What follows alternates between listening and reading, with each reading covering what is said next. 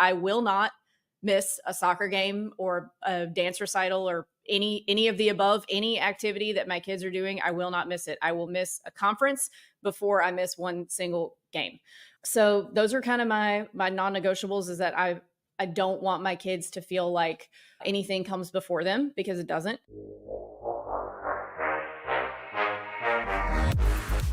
You're listening to Slick Talk, the hospitality podcast, a podcast for those who are in and around the hospitality industry who love, live, and breathe what they do.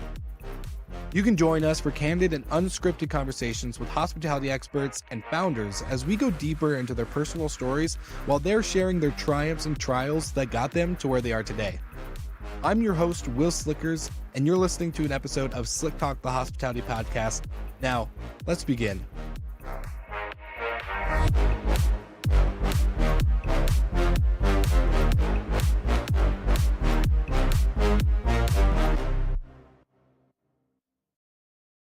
All right, Nathan, another question for you on A Minute with Minute. And my question is, I'm a remote manager or host.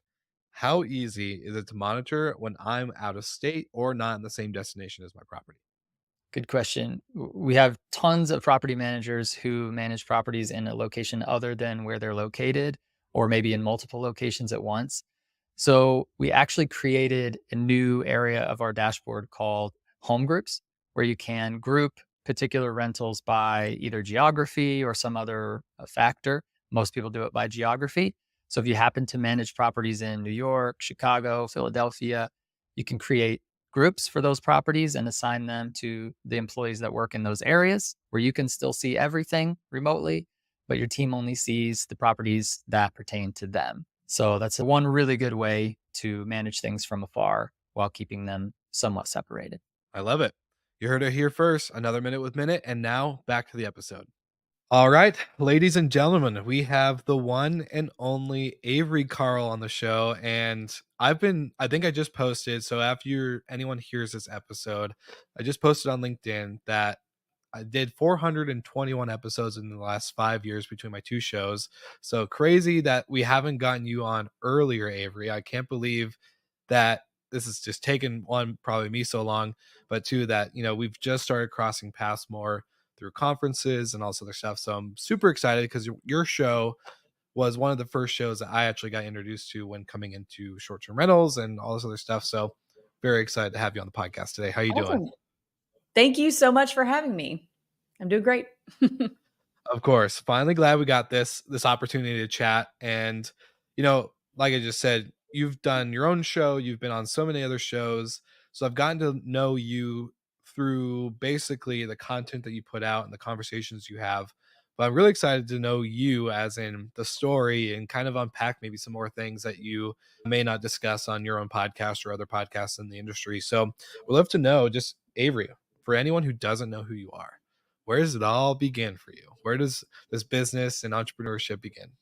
Oh my goodness. I mean, entrepreneurship, I didn't realize this until I'd almost gotten fired from 3 corporate jobs, but just growing up, I did not have role models that worked for other people. My entire family owns their own businesses in some form or another and does not work for someone else. So when you think about it, I was not raised to really be good at that. I'm going to blame my parents for me being a bad employee. So entrepreneurship, even though I didn't realize it when I was a kid, is just something that I've always grown up around. Didn't realize that until, like I said, I almost got fired from my 3rd corporate job. And in real estate, kind of by accident, I don't think anybody as a kid says, oh, I want to go grow up and be a real estate agent, or I want to grow up and be a real estate investor. Maybe my kids will say they want to be real estate investors. I don't know. Maybe they'll just say, well, it's our inheritance, so we'll have to. So it was an accident. I was kind of realizing that I did not like the corporate environment. I had gotten my master's degree, been working in what I thought was my dream job in the music industry in Nashville as a marketing manager for a few years. And I was just kind of sitting there every day. And I'm very, very productive in the mornings. But once lunch rolls around, it kind of like it's downhill from there. So I would finish all my work by like 10:30, 11 in the morning. And then I'm just sitting there like, there's really nothing for me to do. There's nothing that I can do. and I'm just sitting here just waiting for this manager to bestow a $10,000 raise upon me that may or may not ever come. And, the amount of effort that I put in didn't correlate, to the results that I got out. The results were the same, really, no matter how much effort I did or didn't put in. And so the real estate thing kind of happened around the same time. So when my husband Luke and I were moving from New York City to Nashville, our real estate agent at the time was trying to get us. This is back when Nashville was affordable and didn't cost the same amount to buy a condo in New York. And our realtor was trying to get us to buy in East Nashville, which is like, hipster town, and was really appreciating really fast at the time. Little did we know 2021 was around the corner. And we were like, no, no, we don't want to live in East Nashville. We're moving from Brooklyn to Tennessee. We want to move out in the country. We were tired of neighbors. We had two neighbors in Brooklyn. We were on the third floor. We had first floor Steve and second floor Steve. They were both named Steve. And they weren't the friendliest. And it just got annoying after a while, to have so many neighbors. Anyway, we wanted to buy out in the country. So we did. And we said, well, you know what? Maybe there's something to buying one of those houses. Like we have a little bit of money left. And maybe if we buy one of those houses and we just rent it out and let the renters pay the mortgage in 20, 25 years when we have kids and they need to go to college, then we can just sell that house and we can pay for their college out of that and not out of our own personal income. I was a big Dave Ramsey head at the time. I thought it was a really stupid reason to buy real estate, but we did. Luckily, we got really lucky on that first house. It was a long-term rental and it cash flowed $1,000 right at 1,000 over the mortgage every month, which was about what my take home from my job was after deductions and everything. So we were like, man, this house is making the same amount of money as me while I'm sleeping and not having to, go to this office every day and sit there and wait for my boss to ask me to water her orchids or whatever, which is a true story. She's asked me to put ice on the orchids, which maybe I'm a stupid millennial. I don't know. It's worked well for me. Anyway, long story short, that worked really well. We had a little bit of money left and we said, okay, now we're going to educate ourselves. We started listening to podcasts, reading books, read all the Kiyosaki books, read everything that you need to learn really to get started in real estate investing. We didn't even know it was called real estate investing when we did our first one. We were just two stupid people that bought something and it happened to work. So then we were like, all right, we want more of these things. How do we do this? How do we build this business? We've educated ourselves. We have a little bit of money left. What can we buy that's going to make us the most amount of money the fastest? And we landed on short-term rentals. We knew we did not want to do it in Nashville because city council is constantly fighting about it and changing things. And we couldn't afford to buy something, spend all of our money on it and be told we can't do it in 2 years. So we just come back from being on vacation in the Smoky Mountains and we stayed in a cabin. Everybody else that was there was staying in cabins. We figured somebody owns these cabins. This was way before there was any kind of anything on the internet. Now, like you shake a stick and you hit 3 people that are trying to teach you how to do Airbnb. This was 2015. That didn't exist. There weren't people on the internet, no people on the internet. And so we just kind of had to figure out how to do it ourselves. And really it happened because the managers at the time in that market, their standard was 40% of your gross. And we were like, wait a minute, we can't afford to give you 40%. We need that 40% to buy another one. So we just kind of figured it out as we went and scaled from there. The one became 5 over the course of about a year. Over the 5.5 years now, we've got 250 doors. 8 of them are short terms. The rest are other types of real estate, long-term, single family and multi. So that's how we got there. There's so much to unpack. And before we go all the way back to the beginning, I'm curious, the 250 doors, that's owned property? Yeah. You own 250 properties. Yes. Doors. Across the So country. not Doors, not yeah. necessarily 250 separate properties. So probably about 75 of those doors are multifamily. So, one Okay. might be 25 units, but it's a mix of single family, long-term duplexes, and then apartment buildings. That's so much. So we'll come back to that. We're going to put a pin in this one, but I'm curious to know, as you're in Brooklyn, what inspired maybe in your childhood or leading up into adulthood the music career, the passion for going into music, thinking that was what you wanted to do rather than the real estate route that you've gone.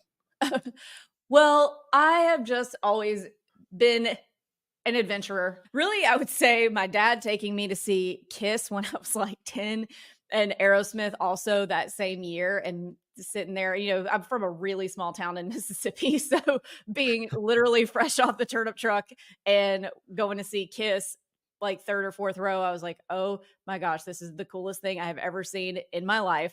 So I started taking guitar lessons at the local little guitar shop called Backstage Music. And I was a really good athlete. I was really good at soccer. I played club. My club team was really good. We got a lot of attention.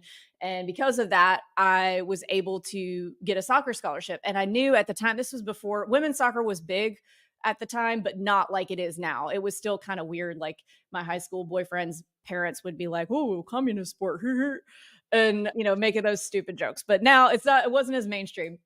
Anyway, I got a soccer scholarship to University of Texas. So I thought, well, I don't want to stay in Mississippi for the rest of my life. I grew up in the town where Mississippi State University is. And they were like, "Oh, yeah, you'll get a full ride to Mississippi State." And I'm like, I don't really want to stay here. So I was like, all right, you know what? This soccer thing is going to get me to go somewhere cool. Had quite a few offers and chose Austin because it was the best place for me to be able to start a band or to join a band. So went to UT. My team did win a Big 12 championship while we were Wow. there. And funnily enough, my soccer coach, his wife, she didn't remember me. We made the connection later, came to the short-term shop to buy a house I think they bought in St. George Island, Florida recently. So anyway, I joined a band there that was already established and started playing. I graduated in 2009, which was like the worst time in the world to graduate college because there were no jobs. So Yeah. any prospect of me going and getting a real job at that point, it just didn't exist. And so I'm like, well, we're doing this music thing. I'll bartend at the Cool Rock Bar and we'll do this for a little while until things start to look a little bit different. When they do, I'll just go back to school or something and, figure out how to reassimilate into regular society at that point. So I played guitar for a bunch of sloppy punk rock bands, played bass for a few like rockabilly bands, which is kind of cool, and got to tour all over the place, US, Europe, Japan, and nothing anybody's ever heard of. But it was really, really fun. Got to see a lot of things, got to do a lot of things. And then in 2000, I guess, 12, Luke and I were like, New York's getting kind of expensive and maybe we'll try something new. We moved to Nashville, went back to school. And I said, well, this is a great place to do the business side of music. There will probably be a lot of people like me who used to be musicians who now, are doing the corporate thing. And that's just kind of how that happened. So the 3 corporate jobs that you got fired from were all in music and, like, social marketing management, or what was the So I was never actually fired. I was put on a performance improvement plan. So there was one that was a sales job. It was a SaaS, software as a service sales job that I was actually really good Mm, at. I took another job at an email marketing company.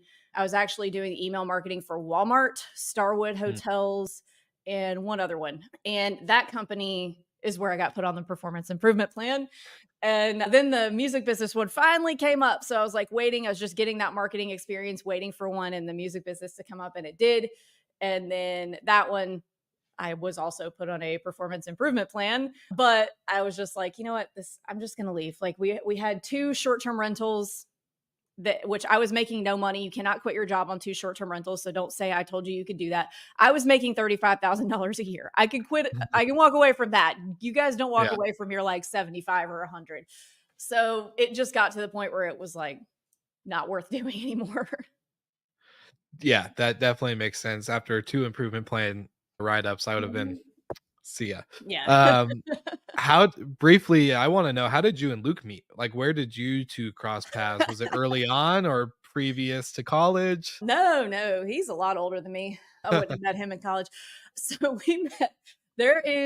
If you are into the 80s rock at all, and I'm not talking about like Def Leppard, I mean like a little more underground. So we met at a metal club in Brooklyn called St. Vitus. We were there seeing a band called Faster Pussycat. They had like 2 almost hits in like 1988, between 88 and 92 maybe.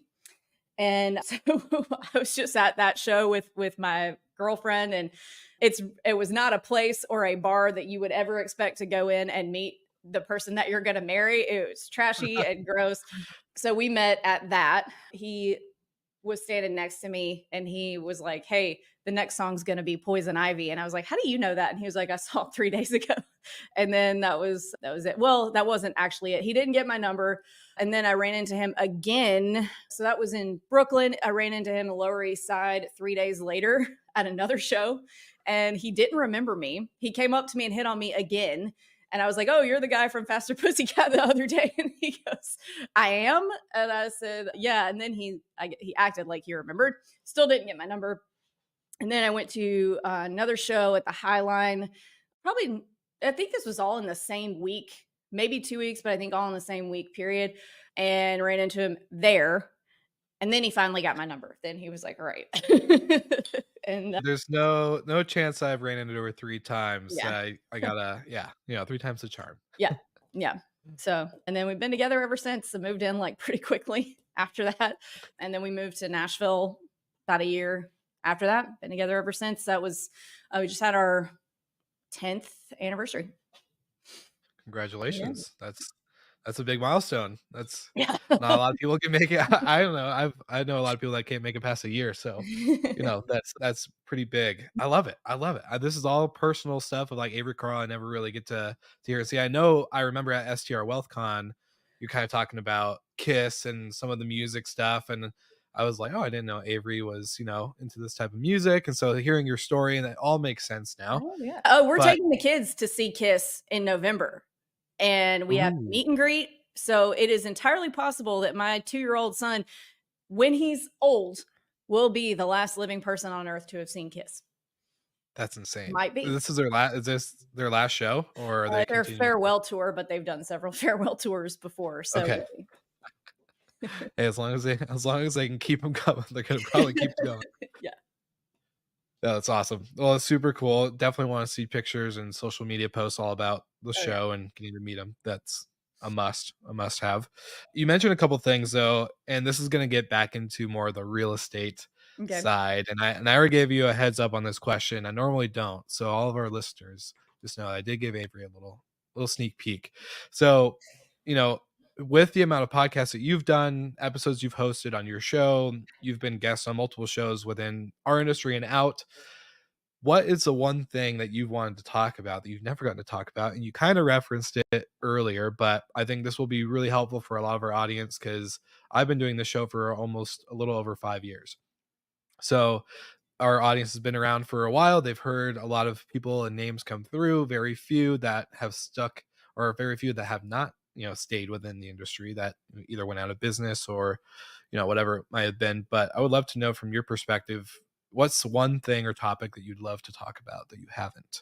And let's jump into it. Not necessarily like love to talk about, but thing that I think does not get talked about enough is vetting who you're taking advice from on the internet, because everybody can put yellow subtitles on their Instagram posts and it doesn't mean they know what they're talking about. So, I've seen a few people take some bad advice, maybe advice from, well, I mean, not necessarily bad advice, but advice that doesn't apply to what they're doing, like maybe taking advice from an arbitrager in a metro market when you're buying a short-term rental to own in a vacation market, things like that. But just there's a lot of people out there that are trying to be influencers. I mean, God knows why. I don't know why. And there's no reason a lot of times other than they just, want people to look at them. And so you have to be discerning in who you're taking advice from and making sure that it's applicable to what you're trying to do. So I don't think that gets talked about enough. 100%.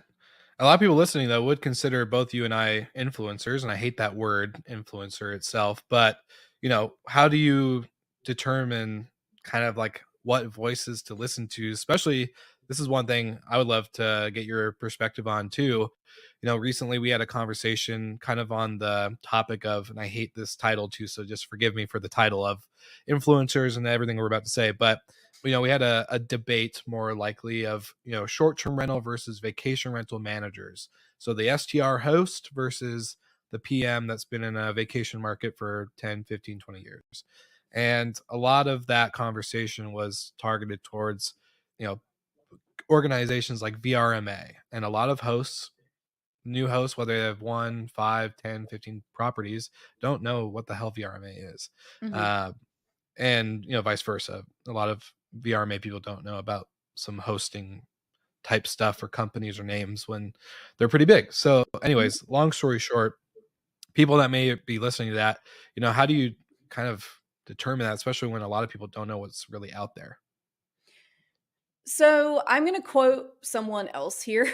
So I was talking to Matt Faircloth, who is a big multifamily syndicator, and I asked him what questions do you ask? Because there's a zillion syndicators out there.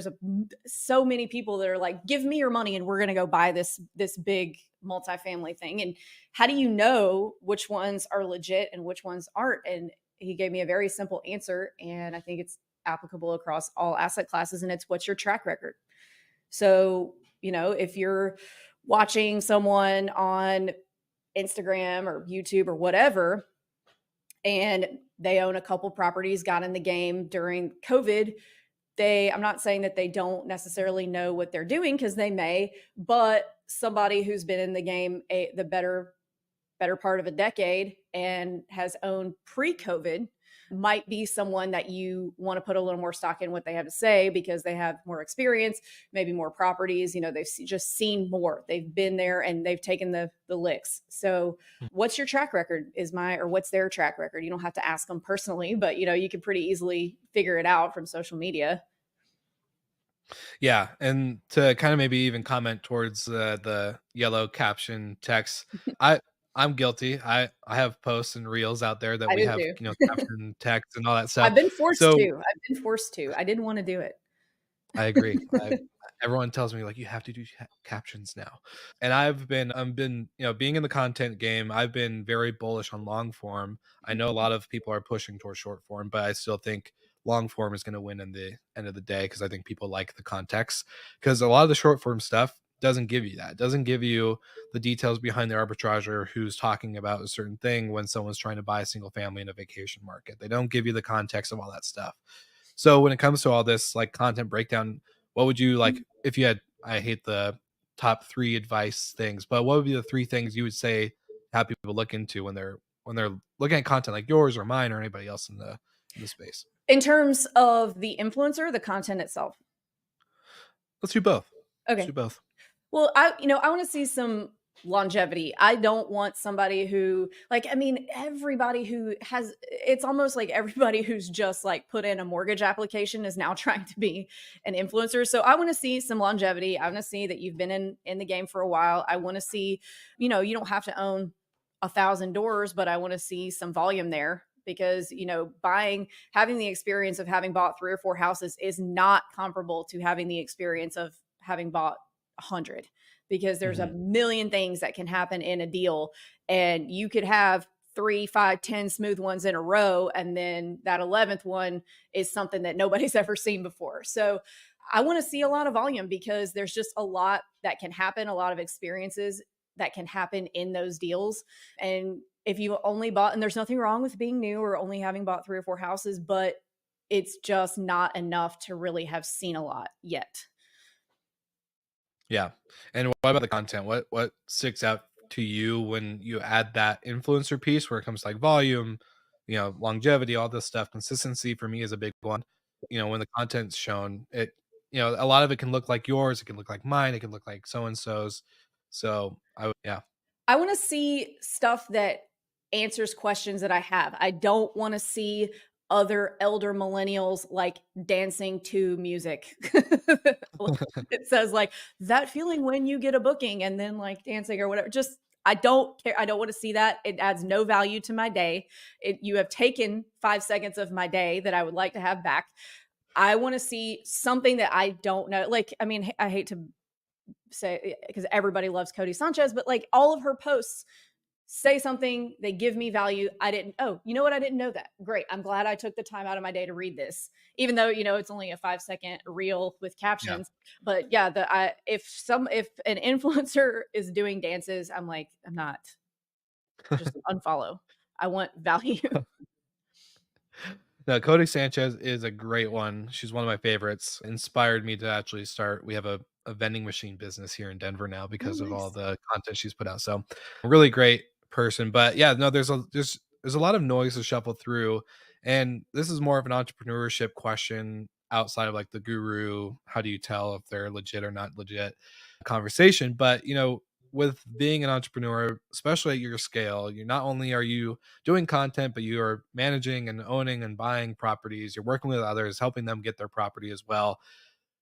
How do you filter through the noise and stay just kind of in that heads down mode? Like, how do you make sure that you're spending your time as the entrepreneur and business owner that you are appropriately and to the maximized, capacity that you could have?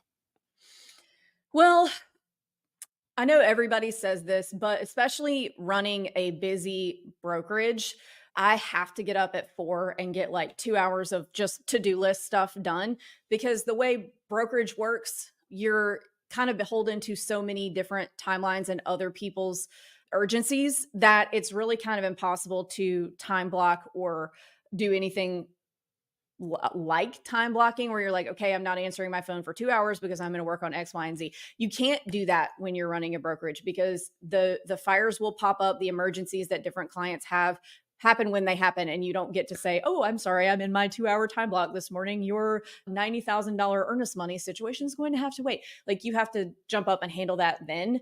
So getting up super early has really been a game changer for me because I can get all those to-do list things done before anybody is up and could possibly be having an emergency. So, but if you wait until like, oh, you know what, I'll start my to-do list after I get the kids to school. Well, everybody's up, things have started happening, and you're going to get pulled away. So for me, it's definitely the waking up early. Do you have any kind of methods around distractions when it comes to notifications on your phone or the last minute, email coming through? Do you have any? 'Cause I know a lot of people that check their email twice a day and that's it, or there's certain other things that they kind of put in place. But if you can't time block, how do you keep yourself, outside of that 4 a.m. time? So, in terms of anything that is going to take me more than like 20 to 30 minutes to do, I will prioritize. So, if it's like, I need to write a piece of content for something, or if I need to organize, do some stuff with looking at a different way to maybe measure our agents' performances and things like that, I'll do that stuff early in the morning and I will prioritize doing that first so that when the notifications do start coming through, like all the big stuff has been handled already. And then you kind of just like with brokerage or being a mortgage like a loan officer or anything that is client facing, you really a lot of people are like, I want to be a real estate agent so I can be my own boss. You're not. You are answer to all of your clients at any given time. And yes, you can go to the gym in the middle of the day if you want, but it's still like you're on call all the time. So there's really not a way to, at least not that I've found, that you can truly organize for that because, and it's not going to be, 1,000 emergencies every single day, but it is going to be like 3 at one time. They do not space themselves out equidistant. Emergencies come in waves. So there's really not a way to organize that really well. You kind of just have to be able to roll with the punches as they come in. You definitely have to have like an adaptability factor because you just are not your time is not your own. You're beholden to everyone else's timelines. Would you say the characteristics of adaptability for you and your upbringing and career path and kind of journey just through everything, would you say that has been something that has stuck with you for a long time, or is that something you had to learn kind of as you got into this business? I think that the adaptability kind of comes along with having a sense of adventure. So, I moved away from home super early, did all these things, traveled the world with a band, and by just by doing those kinds of things, you have to be adaptable. You actually find it fun to be adaptable, to go out and do things and adventure. So, I think that's just something that I kind of deal with naturally. I mean, Luke might completely disagree because there are some things that I'm not adaptable about. But in terms of from a business standpoint, in any business and any entrepreneurship, you really do have to have an ability to just roll with the punches to be successful for sure.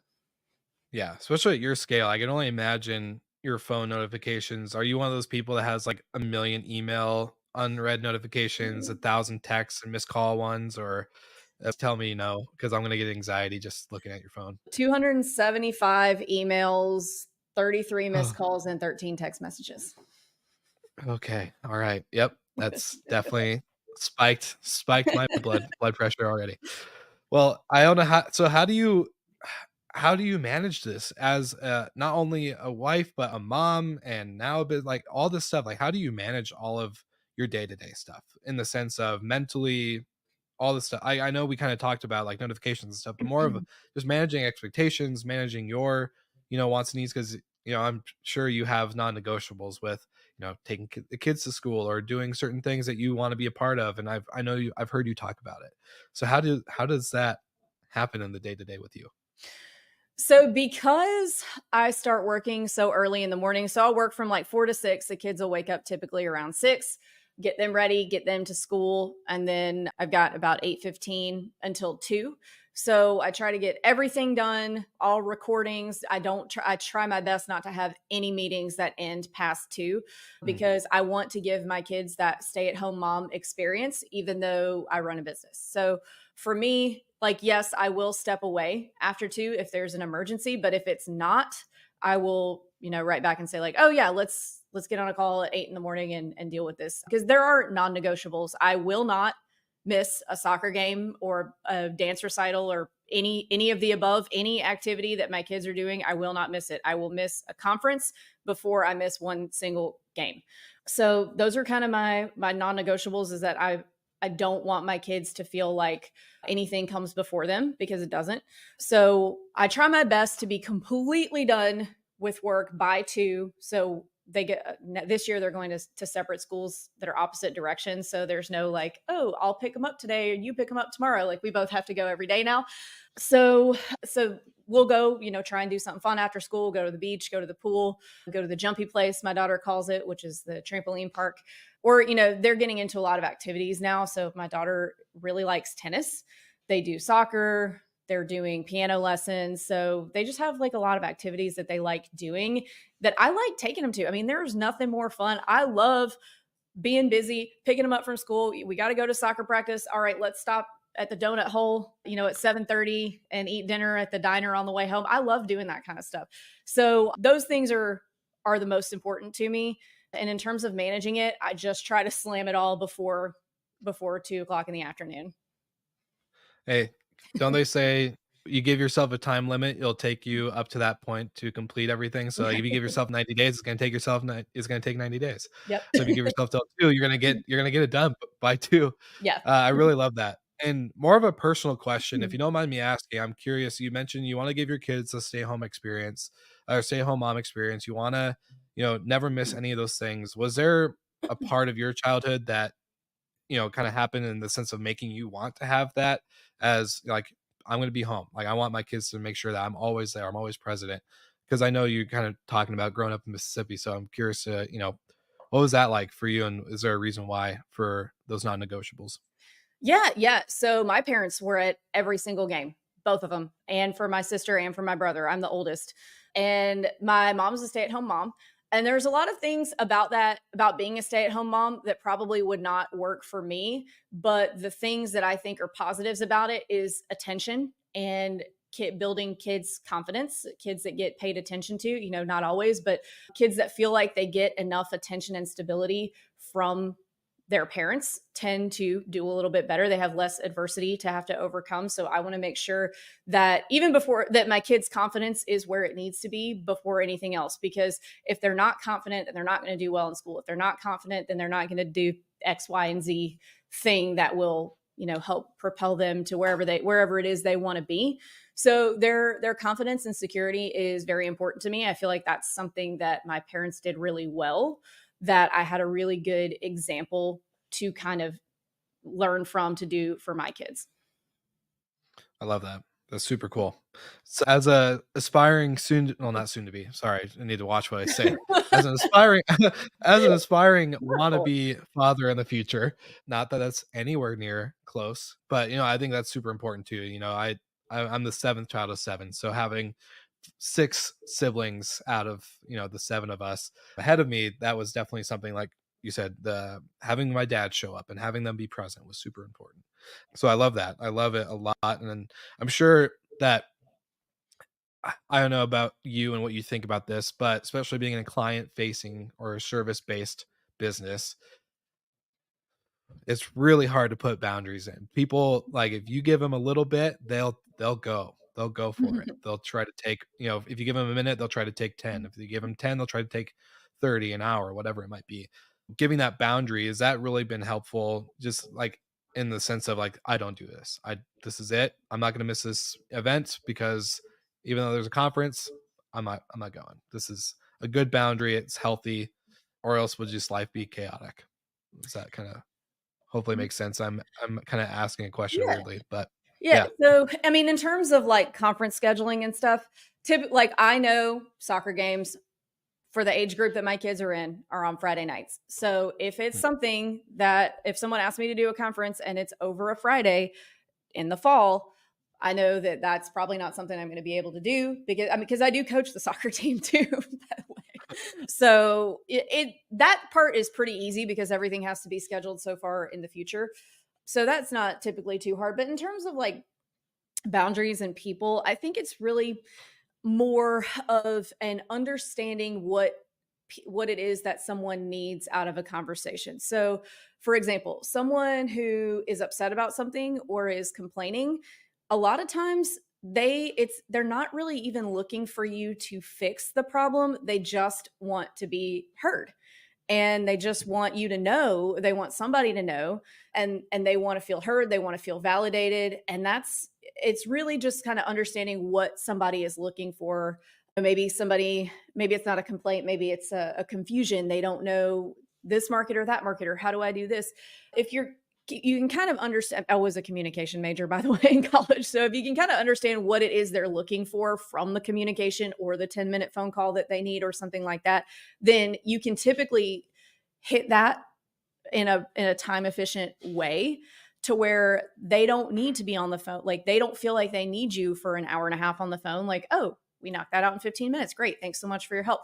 So I think it's something you kind of learn over time dealing with people. It's a lot. Honestly, being a real estate agent is a lot like being a bartender. And I bartended for 7 years waiting on that market to turn around. And you know, you're providing a service for a lot of different people with a lot of different personality types. And you learn how to deal with those different personality types. And there's about, I would say, like 10 archetypes of personalities that you deal with. And like when you're bartending, you've got the people who, they just want you to give them their beer and walk away and you're not having a conversation, and that's fine. And then there are others that they want to know exactly what kind of beer and where it came from and how it was made and every detail they possibly want to know about it. And then there's the ones that they know exactly what they want. They've been ordering the same thing for 20 years. They're in here every single day at this exact time, and they just want to talk to you. They just want to chill. They just want to shoot the breeze. So it's really the same thing when it comes to any client facing business, any sales business, anything where you're providing a service for people is just kind of understanding personalities and what they're looking for out of the communication with you. 100%. That was my biggest takeaway in the hotel world at Mhm. front desk. The front desk positions. There are some guests, just give me my key, check me in, get me up. I don't care. I don't want to talk. I'm just in and out. There are some that want to ask a little bit more about the hotel and the property and the destination. Da, da, da, da. And then there's your regulars that were like, hey, they're just here to shoot the shit, have a good conversation. They know what's up. They come in every week, whatever it might be, and they're good to go. So I love that. I think, yeah, the communication part is really important. And, one of the things I kind of wanted to talk to you about in this episode was, I'm not a real estate investor. I'm not expertise, like my expertise is not in real estate in itself. I'm a manager, I manage properties, and definitely know the hospitality side and the tech stack and the pricing, like all that kind of back end stuff. But when it comes to real estate, I'm kind of curious. I know this is going to depend based on the market and all the other stuff that's going on in the world, but what maybe are like the top 3 to 5 real estate investing fears that you've seen people have when it comes into purchasing a home for short term rentals or even just kind of going in this real estate route? The biggest one is going to be analysis paralysis. People are also scared of seasonality. They want to see the highest occupancy rate, even though that doesn't necessarily translate into the most money. Mhm. What else? People are scared of guests and what they're going to do to their house, which rightfully so. I mean, there's plenty of Yeah. horror stories out there on the internet, but nobody's writing stories about all the easy ones because there's no story there. So I think those would be the top three. What's obviously we know the answer, but what's the common answer for you? Do you kind of walk them through? Do you have a heart to heart and say, "Hey, look, this isn't for everybody," or do you say like, "Hey, this is actually obviously your track record probably speaks for itself," but I'm just kind of curious on what the response usually is when you give them that detail. So it just a lot of people when they're scared of things, whether it's the numbers or the seasonality or the guests, they just want somebody to tell them with some level of assurance that it's going to be okay. And so, maybe giving an example of why that's okay. Like, oh, you're scared of this condo building of you're afraid of this unit and what it might do. Well, we actually sold this one two doors down and they did this last year. So, and yours is X, Y, and Z better. So, you should be able to do right around that if you do things right. Or, I'll tell them a story about a horror story I've had with a guest and exactly how that impacted my business and life overall. And really all it is like, yeah, you were anxious about it for a day or two and that was it. So I think they just want to hear other people's experiences and to get that feeling of, okay, yeah, it's going to be okay. It's okay. Yeah, and I always kind of tell people we're not curing cancer, so think like we're like, yeah, there's gonna be some emergencies, stuff will happen, but at the end of the day, like it's gonna get solved. It's very easy. Just gotta. It's more of a time thing. You can't just expect it to be solved overnight, Right. which I think some owners have that expectation, at least from what we've seen. Mhm. And some owners, I mean, my parents. Sorry, mom and dad, if you're listening, but ooh, there's some times I'm like, guys, it's gonna take some time just to figure this out. Hold up, wait a minute, put a little love in it and chill. So, but yeah, no, it's very, very much I would say a good response to kind of give that peace of mind for Yeah. them for sure. Well, what's one thing I'm again just very curious? What's one thing that no one really knows about Avery Carl when it comes to because you are a big name. Let's be honest, you're big in the industry. You have your own show. It's a very popular show. What's one thing though that maybe your listeners or any of the followers here wouldn't know? I can't ride a bike. You can't ride, No. even with training wheels. Well, no, I can sort of, but not very comfortably or like I can't we cannot get on bikes and ride like 2 miles that way to go to the coffee shop because I can't do it. I won't like fall, but I will lose control or something. So I can't ride a bike. Noted, noted. I love it. Well, the last question, which I did give you a heads up on as well, is from a previous guest. And so this guest is Dale Smith, and he is based out in the UK. He's got over 900 properties Woo. under management. Yes, they're growing fast. They just acquired a host and stay company out in UK. His question for you though, after he and I had a really good conversation, was around, what are you seeing being the biggest challenge in the industry in the next 3 to 5 years? And then he also kind of put in parentheses, what's keeping you up at night when it comes to the industry? What is keeping me up at night? Hmm. So I don't know that it would be keeping me up at night, but something in the industry that I think is going to be the struggle is just that short-term rentals we're past the early adopter phase. We're past the gold rush. We are after the gold rush, to quote the Neil Young record. And we are, now it's normalizing. The industry is normalizing just like any other asset class has. And I think that people are taking that normalization completely out of context and calling it a crash. And it's like, no, now it's no different than going and buying a multifamily, an apartment building. The great deals are not just laying around out there on the MLS. They were in 2015, but that was early adopter phase. We are not there anymore. This is an established asset class. So it's when you go buy an apartment building, The deals are not just the great deals are not just laying around waiting for you to offer on them, but what you're looking for is the opportunity in a deal. So, yes, this apartment building is not making what it should, but all these units haven't been updated since the 70s. So, I can start to phase these people out. And as I phase them out, I can redo these, like rehab these units and raise the rent 200-300 bucks to get it to where it needs to be. So I'm not going to be making money like today on this apartment building, but I'm looking for the opportunity to get that cash on cash return or cap rate or whatever metric you're using to where I want it to be. It's kind of a similar thing with short term rentals now. It's not just buying all the deals up that are laying around on the MLS and they're making money day one. But you're looking for the opportunity. So whether that's, a rehab to add equity or adding things that don't necessarily add equity to the house, but they do add income to the property as a short term rental. So I see people selling properties that they shouldn't sell because things are normalizing, and it kind of shook them up a little bit, and they think that the roller coasters are going to keep going down, but it's not. We're just plateauing. We're getting where we're supposed to be. And I think that taking that out of context, I think a lot of people are making bad decisions about that. So you're telling me that viral tweet on Twitter that was talking about the markets being down 50% or more all over the country is false?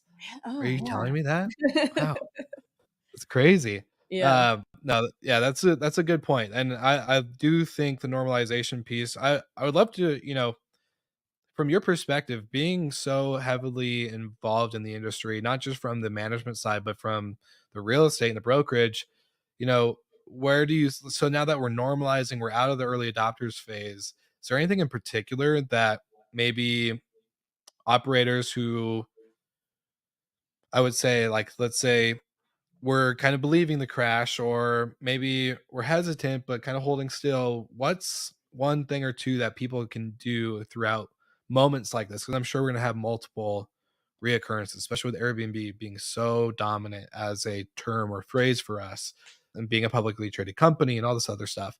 What's one thing that you kind of use as like a north star to make sure, like, hey, we're good, we don't need to do this, like this is what you should do? What's that normal piece of advice you kind of give?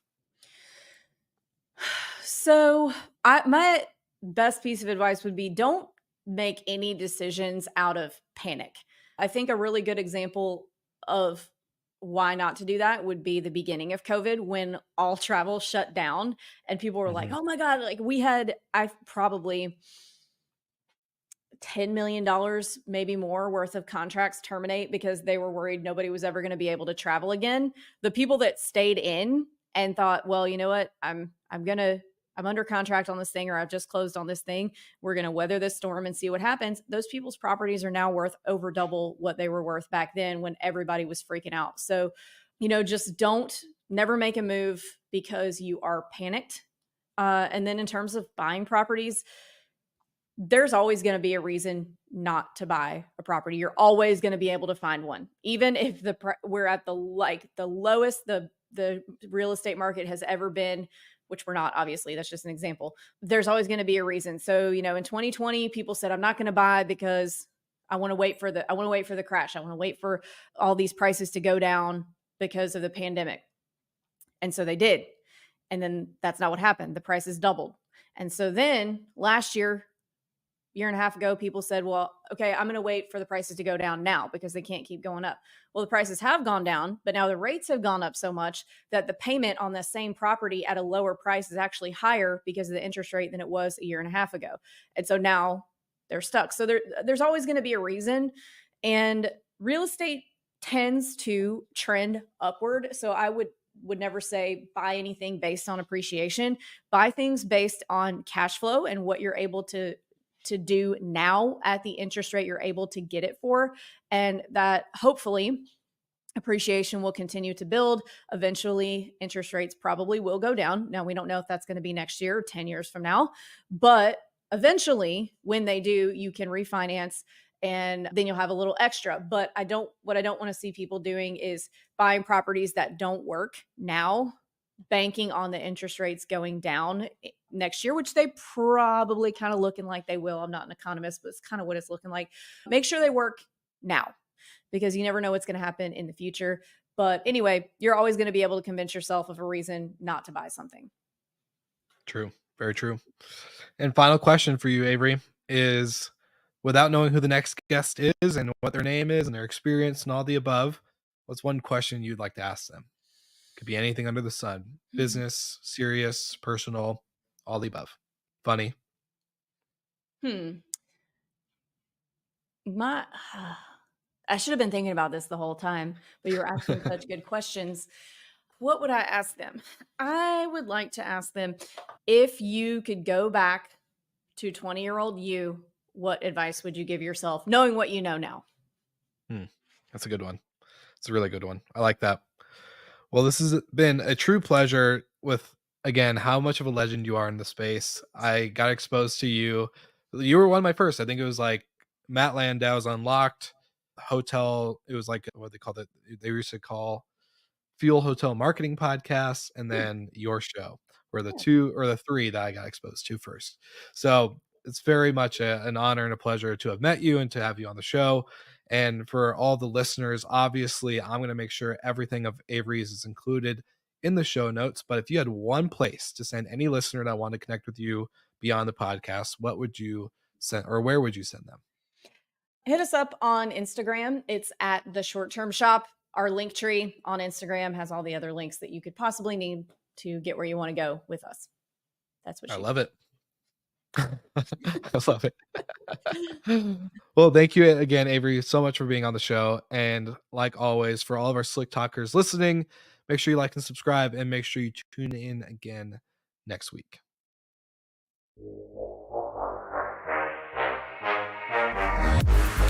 Thank you so much for listening, and thank you to our show partners for making Slick Talk, the hospitality podcast, possible. We hope you enjoyed the show, and we would love to connect with you outside of the podcast. So you can follow us on all of our social media channels for daily hospitality content, or find us on slicktalkthepodcast.com. And don't forget to rate, review, and subscribe so you never miss an episode. I'm your host, Will Slickers, and we will see you guys all again next week.